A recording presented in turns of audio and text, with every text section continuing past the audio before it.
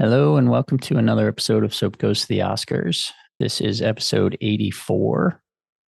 I am recording this on April 10th, 2025. And I just finished watching the movie Four Daughters. This was an Amazon rental again, about $4. So my average is about $2 a movie this round so far. This is the fourth movie I've watched. And I think it might be the best one so far. I will get into that more in a moment. So, Four Daughters is a 1938 American romance film that tells the story of a happy musical family whose lives and loves are disrupted by the arrival of a charming young composer who interjects himself into the daughters' romantic lives. His cynical, bitter musician friend comes to help orchestrate his latest composition and complicates matters even more. The movie stars, oh, okay. I didn't realize that.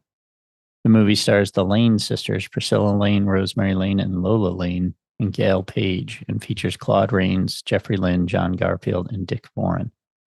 The three Lanes were sisters and members of a family singing trio. Oh, okay. Did not realize. So the one that was there was like three dark haired women and one blonde. I would have thought the blonde was the one that wasn't part of the sisters, but she was. The film was written by Lenore J. Coffey and Julius J. Epstein, adapted from the 1937 Fannie Hurst story Sister Act, and was directed by Michael Curtiz. The movie's success led to two sequels with more or less of the same cast, Four Wives and Four Mothers. Same cast with the addition of Faye Banter and Donald Crisp appeared in the film Daughters Courageous, which had no connection with the Lemp family trilogy. Produced by Hal B. Wallace, cinematography Ernest Haller, edited by Ralph Dawson, music by Max Steiner, produced and distributed by Warner Brothers. This was released on August 9th, 1938, with a runtime of 90 minutes. And let me just say that, man, did they pack a lot of story into 90 minutes. I've said this before. Sometimes I'm amazed by things like, and I always use Cobra Kai as the example because, those are about 30 minutes, 30 to 35-minute episodes. And holy crap, do they pack a lot of story into it? Yeah, it's goofy and it's silly at times, but they really pack a lot of storylines in there. In this movie, man, I mean, there was the four daughters of the title. There was the father. There was their aunt. There was each of the men that they sort of, end up with or flirt with throughout the movie. So there's one, two, three, another four guys, 4 or 5. Oh, yeah, because the one daughter doesn't end up with anybody, but in the movie anyway. But, in 90 minutes, all of those characters are very well established and you really know the characters. There some of them, maybe a little bit cliche at times, but at least cliche now, maybe not in 1938, but they were just all very well-rounded characters. Everybody played their role perfectly.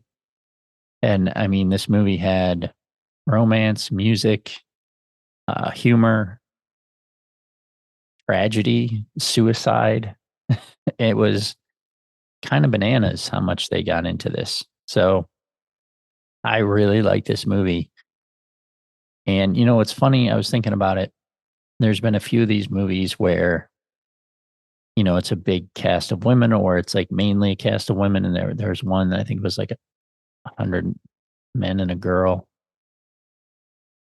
And I thought that it was kind of annoying. Like the lead actress was kind of annoying. And then Stage Door with Katharine Hepburn and one from Singing in the Rain. That was a huge cast of women and kind of somewhat similar story to this, where there was like, sort of interest in the same men and, fame and whatever and tragedy at the end. And I just found that one to be immensely annoying. And I don't know if it's like my frame of mind at the time, how much I pay attention. This one I paid, I was very focused on it. It was a very good movie. Stage Door, I watched later at night. I was kind of tired. I think I took a couple naps during it, purposely. And So maybe that, biased my opinion of it, but I really didn't like that one, and I really did like this one. Like Katharine Hepburn in her earlier roles, at least, is kind of annoying to me. But anyway, this was really good. Again, not something that might even be nominated nowadays, but when they allowed 10 movies back then, this fit in. Obviously, it didn't win. It was nominated for Outstanding Production, Best Director, Best Supporting Actor for John Garfield, Best Screenplay, and Best Sound Recording. And like I said, it just fit a lot in, and it was a really good story. The only kind of major critique I'll give is two. One is it was very predictable. Like you could see where everything was going in each like relationship and stuff. The other thing was that, because of its short runtime, which, I like because it's short, but also sometimes that can be, it can be a little too short. Again, they fit a lot in, but then the sort of denouement or the wrap up at the end was very abrupt. And it goes from like a huge tragedy to back to kind of silly and fun and flirty and humorous, especially at the very end, humorous, very quickly. There's not a lot. It's almost like you get whiplash from the way it turns around. But that said, it wasn't bad. It just was rather abrupt. So I'm not going to give any details.